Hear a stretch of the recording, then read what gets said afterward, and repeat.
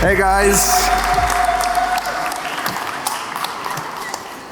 Wow.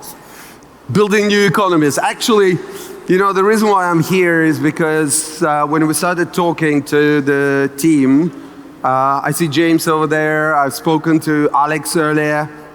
There aren't that many projects and there aren't that many founding teams that are thinking not about building the product or a category, but they are thinking about building whole new economies. And this is the parallel, this is the type of thinking that really, really triggers me, because I think with Web3 and advent of blockchain, we do have ability to create new economy. And I am definitely going to be talking about us, but you can actually take this as an inspiration and think about other actions and other valuable things that humans can do to create an economy around that. So we started very, very long time in 2014, and our business was called Sweatcoin, and confusingly we couldn't build it on blockchain. We wanted to, but back then there was only Bitcoin in existence, and it was too slow, too expensive, too cumbersome to build on, and we realized we couldn't. In 2015, we had a conversation with Vitalik Buterin, who was making a tour of the world talking about this upcoming new project that actually wasn't even called Ethereum back then. And he was mobbed by these huge crowds of like 15 people who would show up. So we had a number of conversations with him and we were really excited about Ethereum, but we realized in 2015 it was too early. So we went live with the name Sweatcoin and with a mission to make the world more physically active in 2014. In 2015, we were hoping that we would hop onto a chain that undoubtedly will come very, very soon after Ethereum. But it took absolutely forever.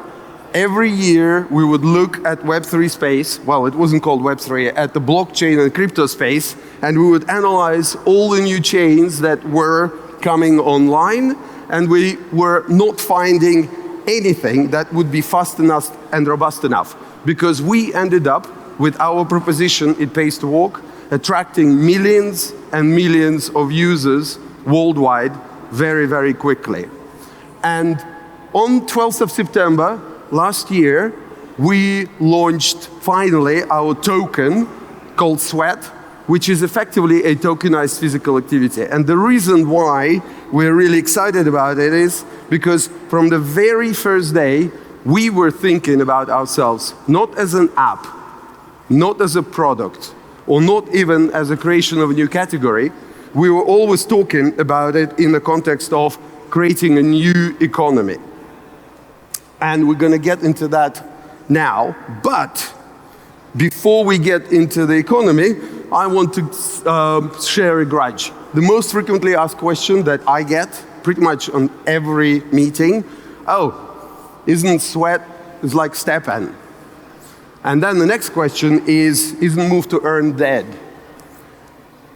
I don't know if anybody here has got the same question, so I'll try to answer it.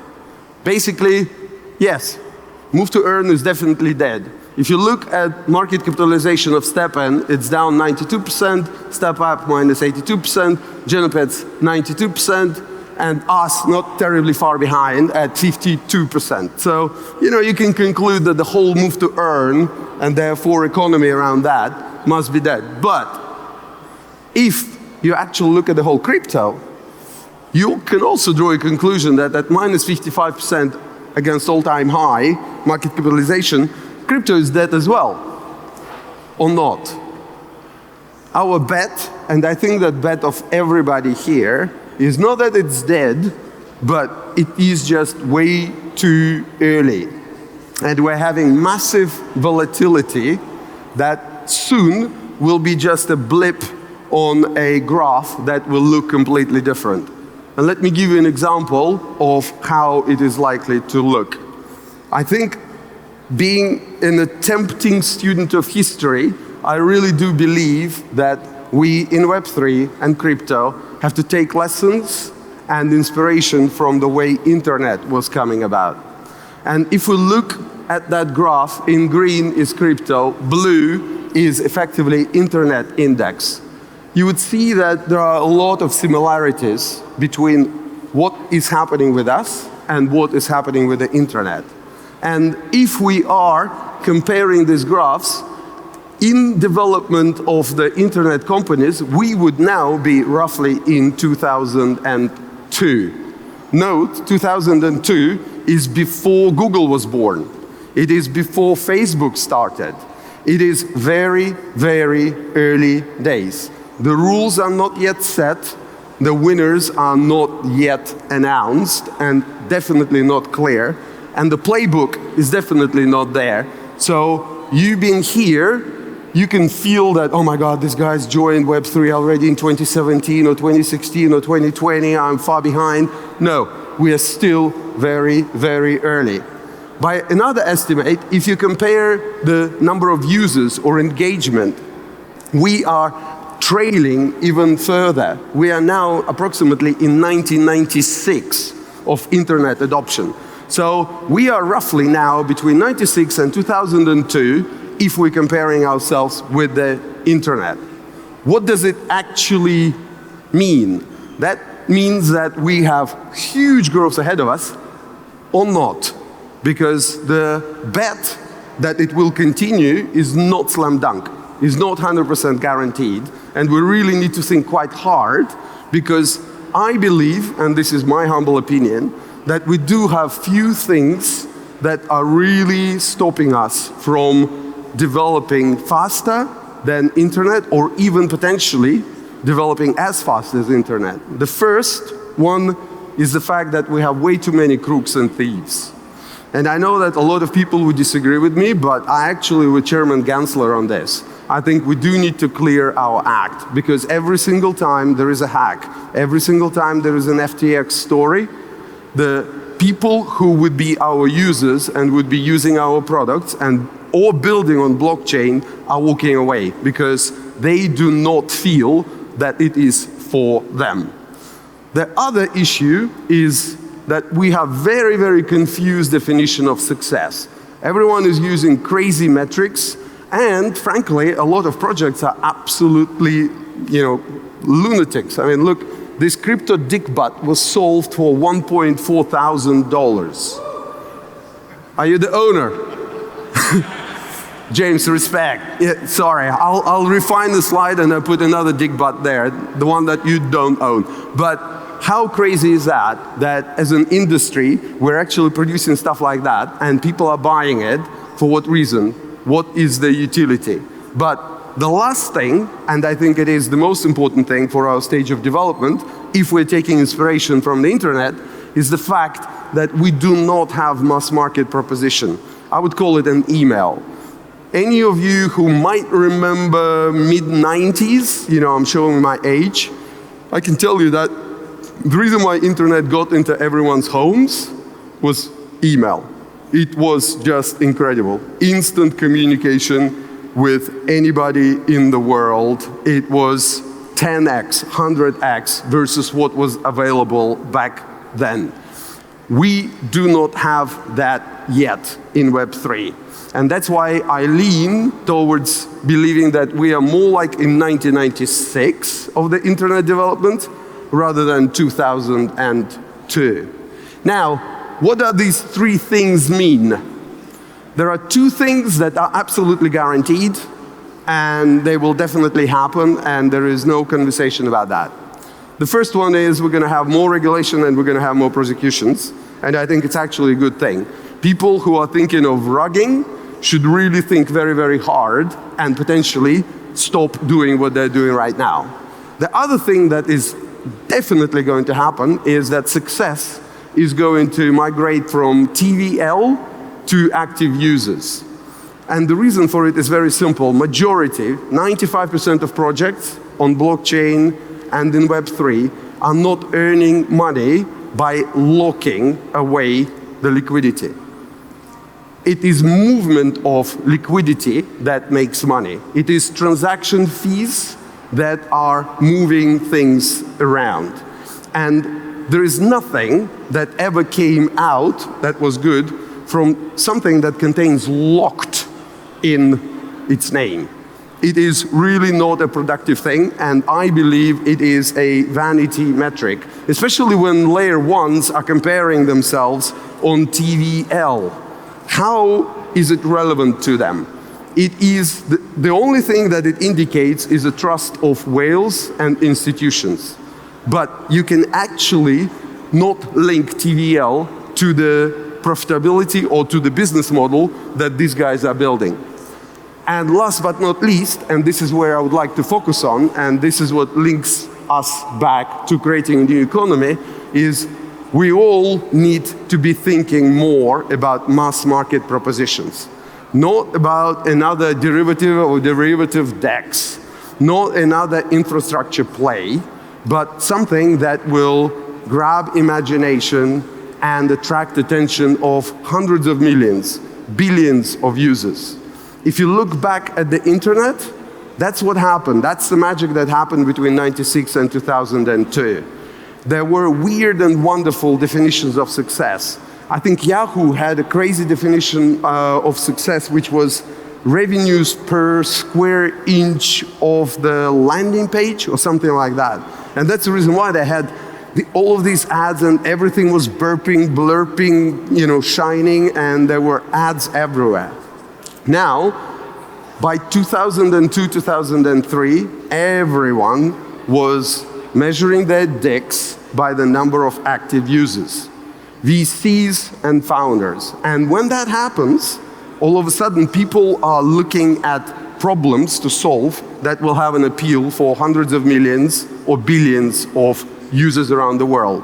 And that's what we need here to drive adoption and to make sure that blockchain and Web3 gets into everyone's minds and into everyone's homes. Now, how are we going to build this mass market proposition? I'm going to talk about us a little bit later, but I am here because I don't want to just shill what we do. I want to share some of the learnings that helped us to hone down on something that is truly mass market. And here are a few things that I would like to divulge. The first one is always start with the problem, not with the idea. Don't look at TradFi and try to lift it and make it work in crypto. Because TradFi has very, very few users. If you look at the population of the world, you're probably talking about decimal percentages of world population that can engage and understand what is happening in TradFi. And a problem gives you another huge benefit, which is you will never have to pivot. One of the most painful things that startups and founders have to go through is pivot. And this typically happens when your idea that you spend years on building and developing cannot find problem big enough so that others would pay for it. And that's when pivot happens. And it is extremely disruptive for the team, for the founder, and for investors. If you focus on the problem from the very beginning, pivots happen absolutely without even noticing. You understand the problem better, you understand users that have a problem better, and your product evolves around that. And you don't have to explain to anyone that you're pivoting, that you're changing your target audience. You are saying that we've learned these things by doing all of these tests, and we are sharpening our product, and we're making it a lot better. So starting with the problem will get you a lot higher rate of success and a lot easier life as a founder. The other thing is that we all need to start to focus on simplifying UX and the language. When we were testing our proposition for our users, and we have 148 million users around the world right now on our Web2 side, one of the things that people told us, they didn't understand what HODL is, what BIDL is, what staking is, what finality is, what seed phrase is. Why is it seed phrase? So we actually had to reshuffle completely all the language. And for example, our staking product is called grow jars. You put sweat into a jar, it grows. Everyone in the world, even if it's not their mother tongue, understands that. staking is a lot harder for people to internalize. Third thing is develop for native mobile, not for web. I've gone to climb Kilimanjaro last year for Christmas with my son, and we spent a bit of time afterwards around the Maasai area. You know what? They don't have electric devices. They don't have electricity in their villages. They have solar panel, and everyone's got cheap Android device. And you know what I've also noticed? They don't use web on those devices. They far prefer to install a native app. So if we want to build for the next billion people and we want to become truly mass market, that's where we need to aim. Not web products, but native mobile. And last but not least, it does take a completely different way of thinking if you're building for huge volume and low value than when you are building for whales. And shameless plug, the only chain that I believe that you can actually do all of these things is Near. You know, we'll continue this conversation with Alex a little bit later. So basically, that's my thesis. We have been for years building for whales, but minnows have not been getting any love. They had no products, they had no propositions, and they could not engage with Web3 for a very, very long time. But that cannot last forever. You can't have an ocean that is populated by whales only. Whales get hungry, they go where minnows are, and until we make it balanced ecosystem and we bring billions of minnows, I think we are not going to fulfill the mission of Web3 and the promise of Web3 of democratizing money and solving problems that banks and governments are not willing to solve. Now, if you look, on one side is whales and on another side is minnows, and you start looking at things like what are the things that we are building that appeal to one or the other. If you look at the history of Web3, it would be very much products, single dApps, and they would be focused on whales, predominantly whales. Especially if you look at Ethereum ecosystem, I mean, if you pay $300 for a transaction, clearly you're a whale. You know, most of our users have balances of $3 to $5. They will never be able to live on Ethereum. They will never be able to even entertain an idea of using anything built on Ethereum. It's hard for EVMs. They are definitely charging a lot less, and it would be 50 cents, 10 cents, but still, if your balance, and that's all you have to your soul is $5, 50 cents is 1/10 of the amount of money that you have. So then we started thinking about categories, and we have now play to earn. We have move to earn. This is a little bit more democratic. They are appealing to millions of users. Hopefully there will be more categories that are coming along.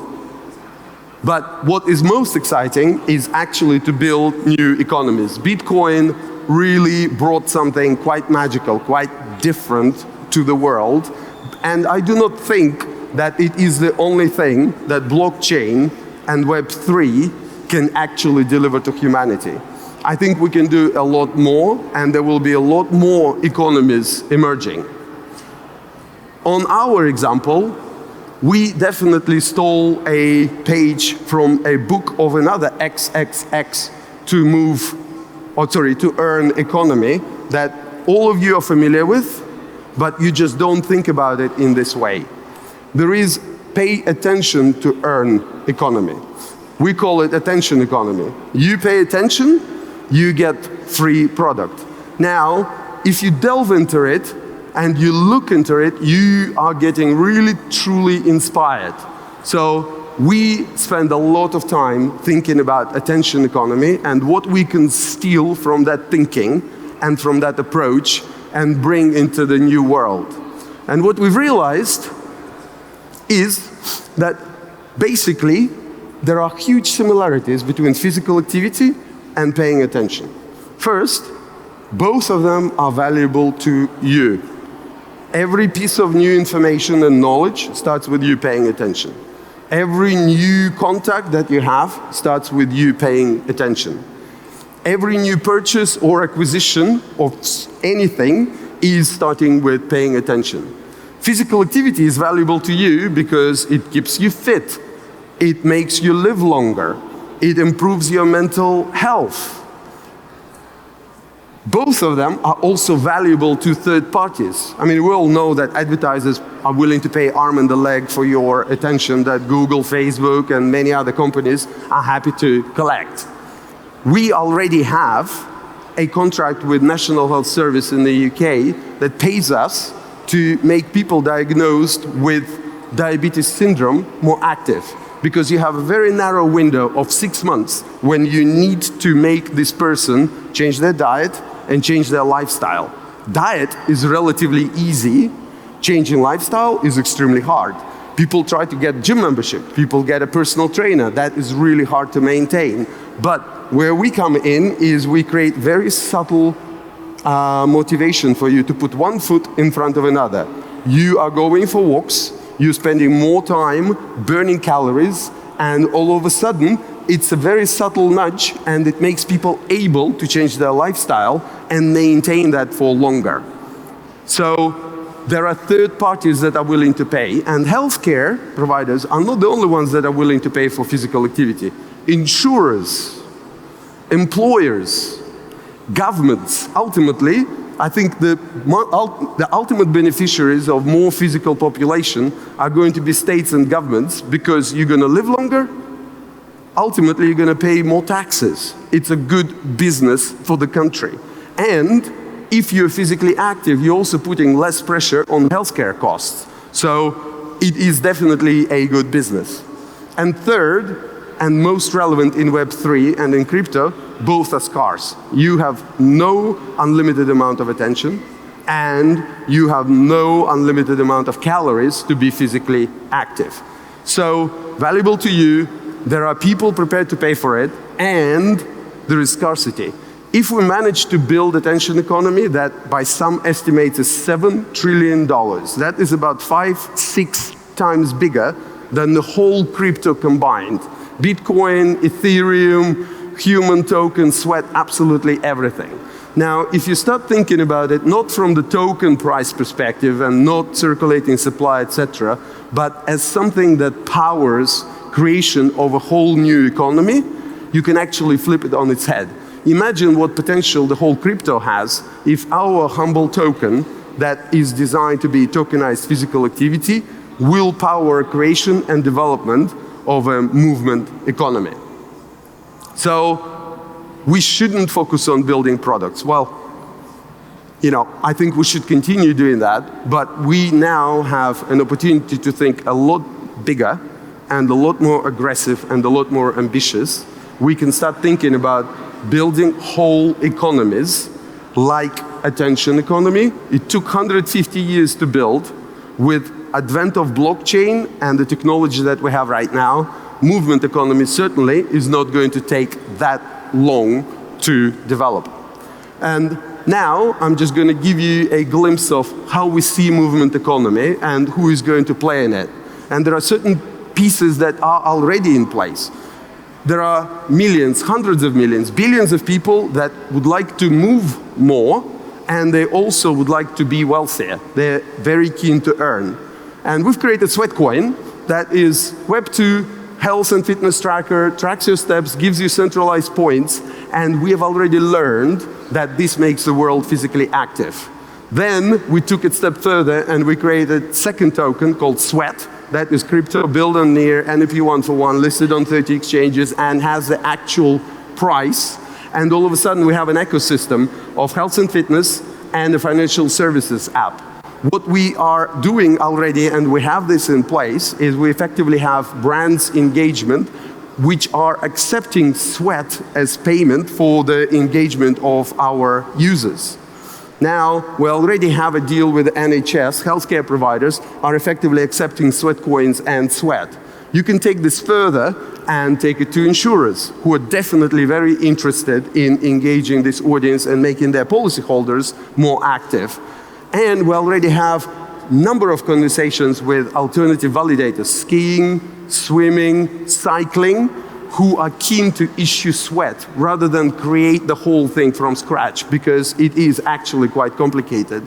But ultimately, the ultimate price is going to be when we're going to get governments starting to accept sweat as part of a tax payment. I know that it might sound loony, but actually, in 10 years' time, I'm pretty confident that we're going to be there.